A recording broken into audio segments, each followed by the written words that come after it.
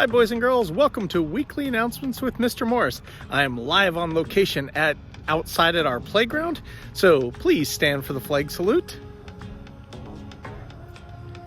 Ready, begin.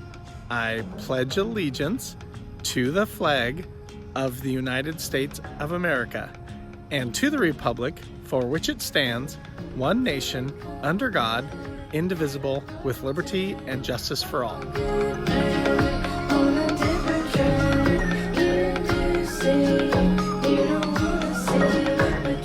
Celebrating birthdays this week, I'd like to wish a big happy birthday on the 3rd to Sienna M. And on the 3rd, Rhea Williams. And then on the 4th, we have Andreas M. On the 5th, we have Riker D. And on the 6th, we have Kylie D. And Isaac W. And our own Miss Maritza. And on the 7th, we have Josiah G. And on the 8th, we have Luis G. So happy birthday to all those students and our own Miss Marissa this week.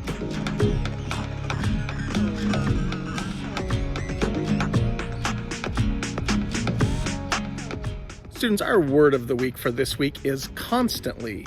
And constantly is spelled C-O-N-S-T-A-N-T-L-Y. And the definition of constantly would be happening all the time and never stopping. An example of that would be, Paige was constantly changing her mind, so we had to pick for her. A synonym, a word that means the same as constantly, would be regularly or repeatedly, and an antonym, a word that means the opposite, would be rarely or seldom. La palabra para esta semana es constantemente. Se escribe C-O-N-S-T-A-N-T-E-M-E-N-T-E. Significa algo que sucede regularmente o sin nunca parar. Y un ejemplo es: Perlita cambiaba de parecer constantemente, así que tuve que decidir por ella. El sinónimo o algo que es similar a la palabra es regularmente o que ocurre seguido. Y el antónimo, algo que significa lo contrario, es sin nunca suceder o rara vez.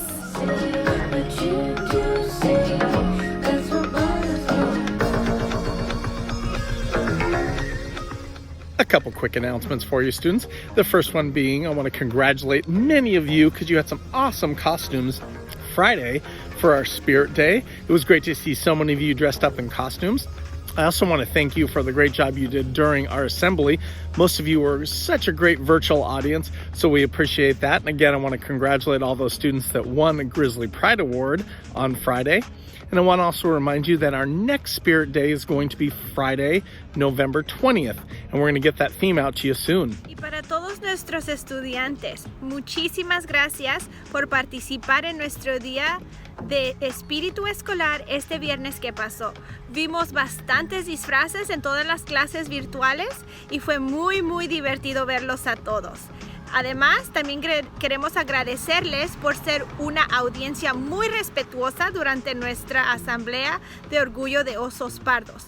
Tenemos otro día de espíritu escolar que se aproxima el 20 de noviembre y el tema para este día de espíritu escolar se los daremos aquí seguido en estos anuncios.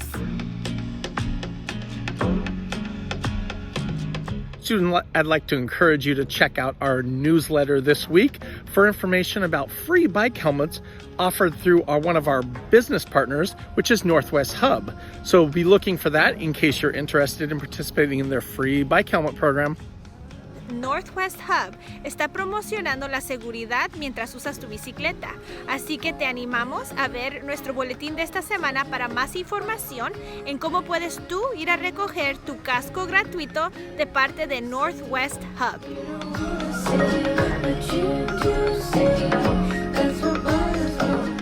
And students, be on the lookout for our fall cultural event. It's going to look different this year. We're going to be doing it virtually. But if you would like to participate in the fall culture event, be on the lookout for the flyer. It talks about submitting a short video, and we're going to compile these videos and put them all together for our big cultural event that will culminate on November 24th. Este otro anuncio es para invitarlos a todos a acompañarnos a nuestro evento virtual de culturas aquí en Grant. Este evento cultural normalmente sucede en el otoño aquí en Grant y hay muchísimas culturas de las que aprendemos y celebramos. Como va a ser virtualmente este año, te animamos a ti y a tu familia a compartir algo especial de tu cultura haciendo un video y mandándolo a nosotros. Puede ser 30 segundos a 1 minuto de largo y se lo puedes mandar a mí, a la maestra Anaí o también a la maestra Zaval. El evento cultural es el 24 de noviembre, así que si tú y tu familia gustan compartir algo con nosotros, estaremos felices de añadirlo a nuestro video.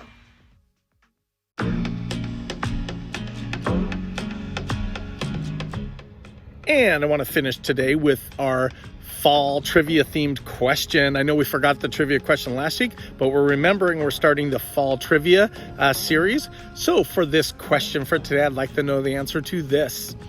How many apples on average does it take to make 1 gallon of apple cider? I'm going to give you some options because that's a tough question. So is it A, 5 apples, B, 20 apples, C, 35 apples, or D, 100 apples?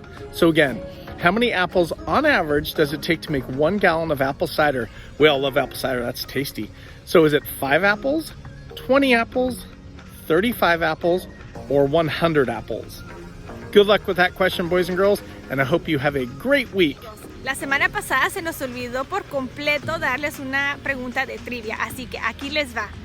El señor Morris quiere saber ¿cuántas manzanas se necesitan para hacer 1 galón de sidra de manzana? Y les va a dar 4 opciones. Se necesitan 5 manzanas, 20 manzanas, 35 manzanas o 100 manzanas. Recuerden de mandarme su respuesta a mi correo electrónico que estaría aquí abajo y yo le doy esas respuestas al señor Morris. Así que recuerden una vez más, ¿cuántas manzanas se necesitan para hacer 1 galón de sidra de manzana? Nos vemos la semana que viene. Hasta luego.